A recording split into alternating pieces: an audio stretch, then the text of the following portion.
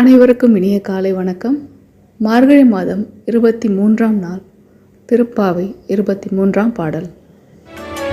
மாரி மலை முழஞ்சில் மன்னி கிடந்துறங்கும் சீரிய சிங்கம் அறிவுற்று தீ விழித்து வேரி மயிர் பொங்க எப்பாடும் பேர் துதறி மூரினி நின்று முழங்கி புறப்பட்டு போதருமா போலே நீ பூவை பூவண்ணா உன் கோயில் நின்றெங்கனே போந்தருளி கோப்புடைய சீரிய சிங்காசனத்து இருந்து